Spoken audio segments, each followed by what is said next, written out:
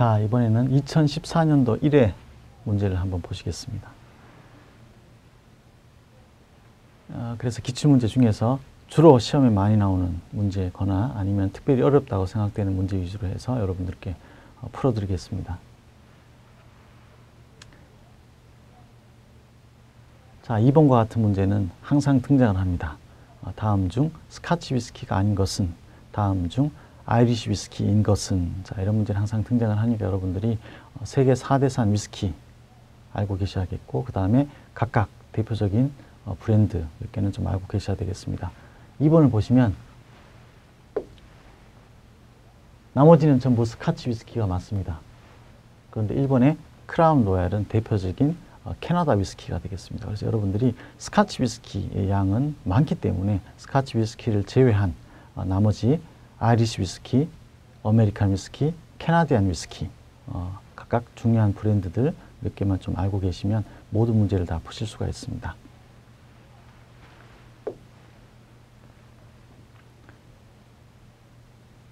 자, 4번은 혼성주를 묻는 문제죠. 이렇게 혼성주는 설명을 쭉 해놓고 어떤 것인가를 찾는 문제가 많습니다. 그래서 여러분들이 키워드 위주로 해서 중요한 것들 위주로 해서 좀 기억을 해두시면 되겠습니다.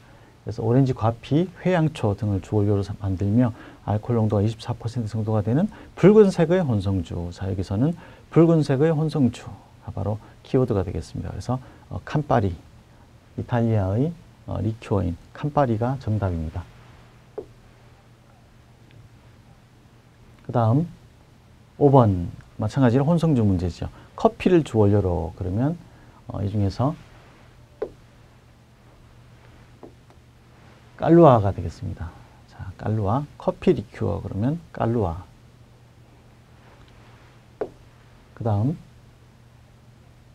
자, 6번을 보시면 고구려의 술로 전해지며 쭉 가보시면 닭이 우는 새벽. 그래서 닭개자 울명자. 그래서 계명주입니다. 이런 것도 마찬가지로 여러분들이 물론 시간이 나실 때는 차근차근 읽어보시고 문제를 푸실 때는 키워드 위주로 풀어주시면 되겠습니다. 닭개자 울명자. 그래서 닭이 운다. 그러면 계명주가 되겠습니다.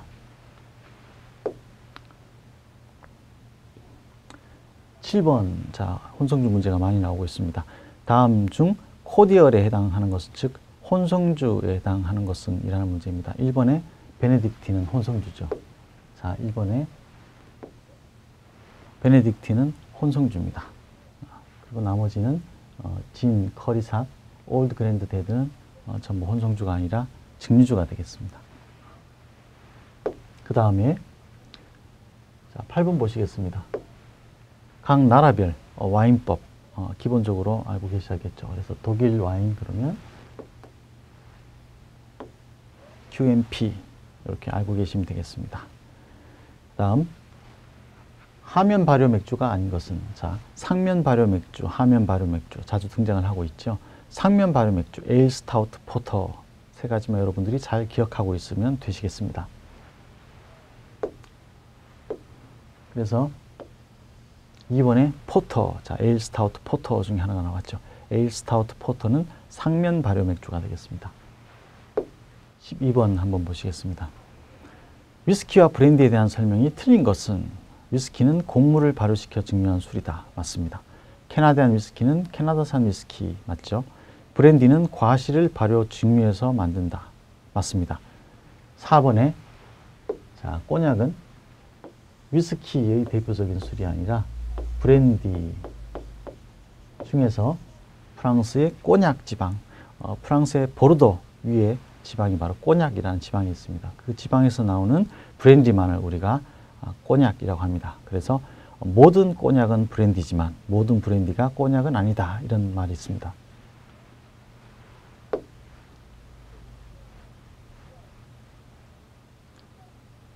그 다음 14번 보시면 자, 커피의 품종이 아닌 것은 커피의 3대 원종이 되겠습니다.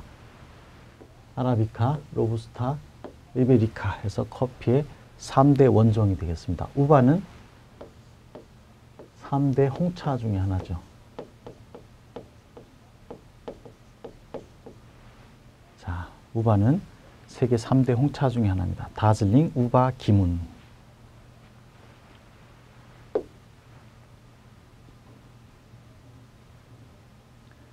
자, 17번도 리큐어 혼성주 문제입니다. 여기서 키워드는 아티초크가 되겠습니다. 그래서 아티초크가 나오면 C나 이렇게 골라주시면 되겠습니다. 그 다음 18번 식전주 중 어페리티프로 적합하지 않은 것은, 자, 가장 적합하지 않은 것은, 다른 것들은 다 식전주로 가능한데 사이드카는 베이스가 브랜디 베이스입니다. 브랜디 베이스 칵테일입니다. 그리고 이 브랜디라는 것은 대표적인 식후주가 되겠습니다. 그래서 여기서는 사이드카, 브랜디 베이스 칵테일인 사이드카가 정답이 되겠습니다.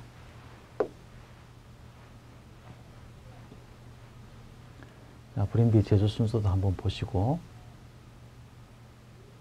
데킬라에 대한 설명, 그리고 증류주에 대한 종합적인 설명이 되겠습니다. 23번 자주 등장을 하는 문제죠. 리큐르의 제조법, 그러면 증류법, 에센스법, 침출법, 요가법 등이 있겠습니다. 그래서 증류법, 에센스법, 침출법, 요가법. 자, 믹싱법이 아니겠죠. 그래서 리큐르의 제조 방법, 혼성주의 제조 방법은 항상 시험에 나오니까 잘 기억을 하고 계시면 좋겠습니다. 그 다음, 자, 진의 상표, 이렇게 진, 보드카의 구체적인 상표를 묻는 문제들이 나오게 됩니다.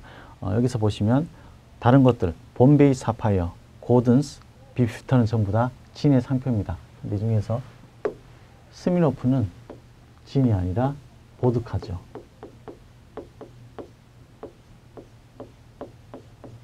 자, 그래서 스미노프는 대표적인 보드카가 되겠습니다. 28번. 다음 중 혼성주가 아닌 것은 애프리콧 브랜디. 브랜디가 붙어 있지만 앞에 과일 이름이 붙어 있는 것은 혼성주라고 말씀드렸습니다. 2번 아마레또 혼성주죠. 3번 러스티 네일은 혼성주가 아니라 칵테일입니다. 자, 러스티 네일은 혼성주가 아니라 칵테일입니다. 그리고 4번의 아니세트도 혼성주가 되겠습니다.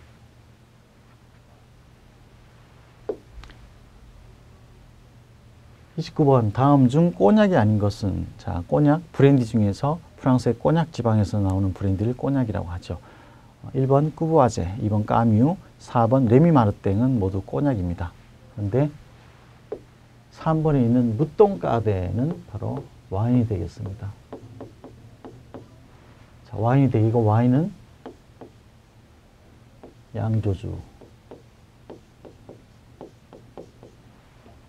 이렇게 연결해서 기억을 해 두시면 되겠습니다. 그래서 문제를 푸실 때 문제를 푸시면서 같이 공부를 하신다라고 생각하시면 되겠습니다. 그래서 무똥까데는 와인이죠. 그래서 와인은 또 양조주다. 이런 식으로 연결을 해 주시면 되겠습니다.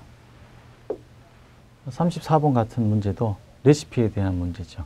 와인을 주재료로 한 칵테일이 아닌 것은 키어, 블루 하와이, 스프리처, 미모사. 자, 나머지는 전부 와인을 가지고 만드는 칵테일인데 이번에 블루 하와이는 와인 베이스 칵테일이 아닙니다. 자, 37번 한번 보실까요? 칵테일의 부재료 중 스파이스, 향신료에 해당되지 않는 것은 2번의 민트, 3번의 넛맥, 4번의 시나몬, 전부 다 향신료가 되겠습니다. 그런데 1번의 그레나딘 시럽, 이것은 시럽이죠. 그래서 석류향이 가미된 시럽이 되겠습니다. 그 다음 39번 항상 등장하고 있죠. 주장 원가의 3요소.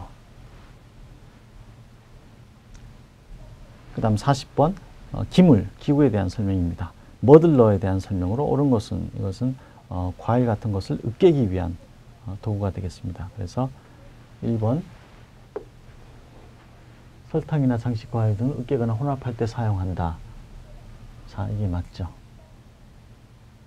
그래서 2번 칵테일 장식에 체리나 올리브 등을 찔러 장식할 때 사용하는 것은 가니쉬 스틱이라고 합니다. 그리고 규모가 큰 얼음 덩어리를 잘게 부술 때 사용하는 것이 아이스픽과 같은 도구죠. 그리고 술의 용량을 측정할 때 사용하는 것이 지거라는 계량컵입니다.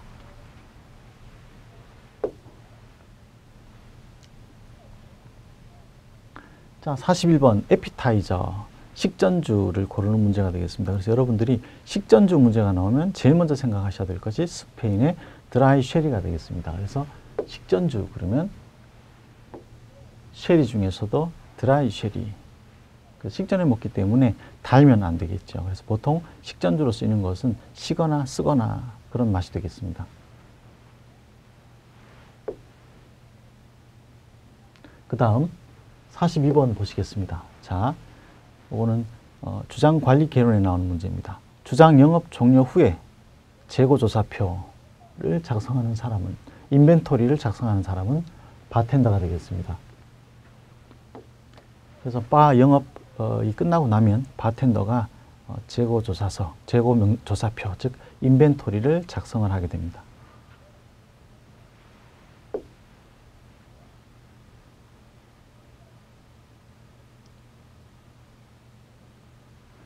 자, 44번 같은 문제도 계속 등장을 하고 있는 문제죠. 파스톡에 대한 문제입니다. 일일 적정 재고량. 그래서 파스톡, 일일 적정 재고량 반드시 알고 계셔야겠습니다.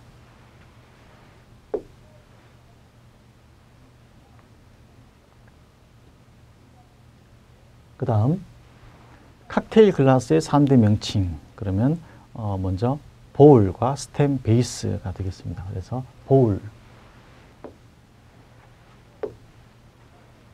보울과 스템, 그리고 밑부분인 베이스를 우리가 3대 명칭이라고 합니다.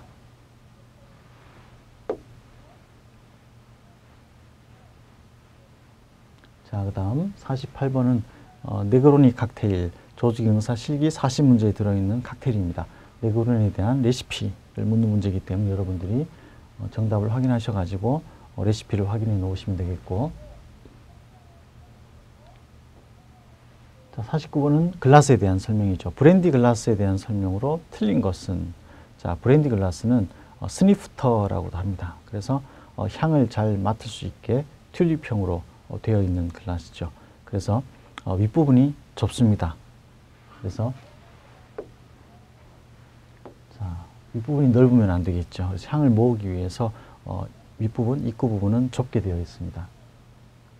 그 다음 50번 보시겠습니다. 칵테일 쉐이커에 넣어 조조하는 것이 부적합한 재료는, 자, 우리가 쉐이킹을 할 때 잘 안 섞이는 재료일 때, 설탕이나 계란과 같은 재료일 때 쉐이킹을 하게 됩니다. 하지만 쉐이킹을 할 수 없는 재료가 있습니다. 바로 탄산음료죠. 우리 콜라를 흔들면 어떻게 되는지 아시겠죠? 그래서 쉐이커에는 탄산음료를 일반적으로 넣지 않습니다.